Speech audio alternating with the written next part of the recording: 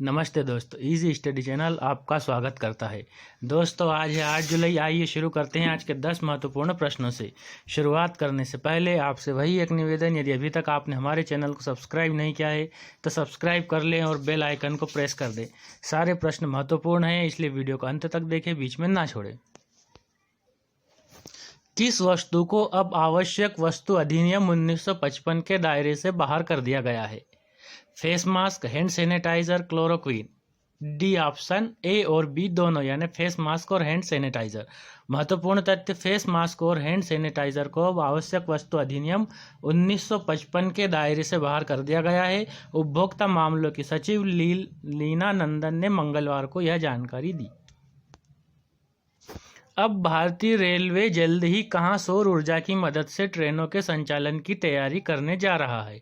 मध्य प्रदेश। महत्वपूर्ण तथ्य, मध्य प्रदेश के बीना में रेलवे ने अपनी खाली पड़ी जमीन पर 1.7 मेगावाट का सौर ऊर्जा संयंत्र लगाने का काम पूरा कर लिया है। रेलवे को इस प्लांट से सालाना बिजली बिल 1.37 करोड़ रुपए की बचत की उम्मीद है। इस परियोजना के लिए पिछले साल नवंबर में नींव रखी गई थी।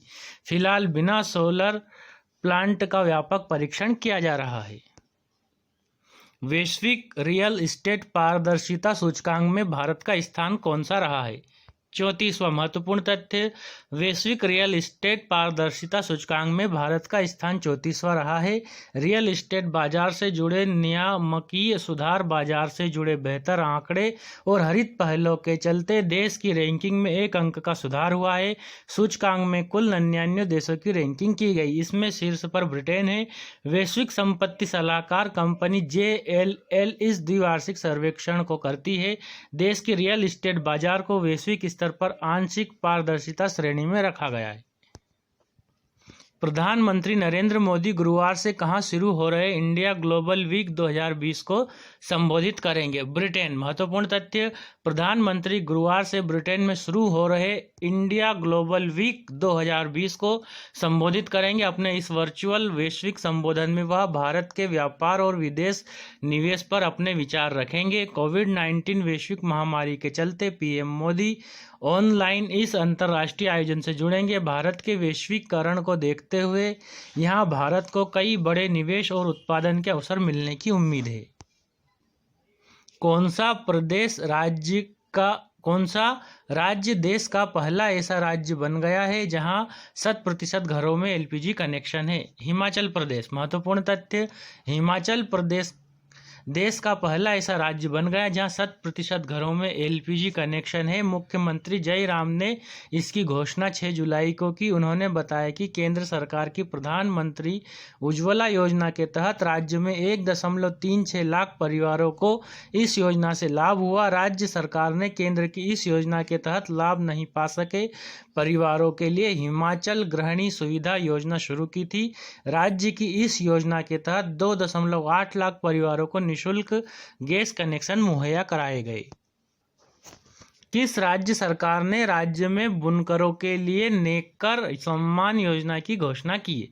कर्नाटक। महत्वपूर्ण तथ्य, कर्नाटक सरकार ने राज्य के बुनकरों के लिए नेकर सम्मान योजना की घोषणा की है। इस योजना के लिए 1610 करोड़ रुपए की राशि आवंटित की गई है। योजना के पहले चरण में 19,774 हथकरघा बुनकरों को 2,000 रुपए की वित्तीय सहायता दी जाएगी। इसके अलावा राज्य सरकार ने पावरलूम क्षेत्र के श्रमिकों को 1,000 रुपए का भुगतान किया जाएगा। चीन में ब्यूबोनिक प्लेग के मामले सामने आए हैं। इसे काली मौत के नाम से भी जाना जाता है। यह किससे फैलता है? चूहे। महत्वपूर्ण तथ्य, ब्यूबोनिक प्लेग चूहों से फैलता है। चीन के इनर मंगोलिया में इसका मामला सामने आने के बाद चेतावनी जारी की गई है। इसके मुताबिक नवंबर 2019 में इसके 4 मामले सामने आए थे, जिसमें प्लेग के 2 खतरनाक स्ट्रेन मिले थे। इसे न्यूमोनिक प्लेग कहा गया था। गुजरात के सूरत में सितंबर 1994 में इसी तरह का प्लेग फैला था। किस राज्य में मृत्यु भोज कराने वालों पर 1 साल की सजा के साथ ही 1000 रुपये का जुर्माना भी लगाया जाएगा? राजस्थान। महत्वपूर्ण तथ्य, राजस्थान में मृत्यु भोज कराने वालों पर 1 साल की सजा के साथ 1000 रुपये का जुर्माना भी लगाया जाएगा।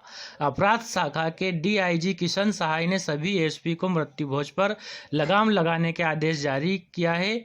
आदेश के अनुसार मृत्यु भोज की सूचना न देने पर पंच, सरपंच के अलावा पटवारी पर भी सख्त कार्रवाई की जाएगी।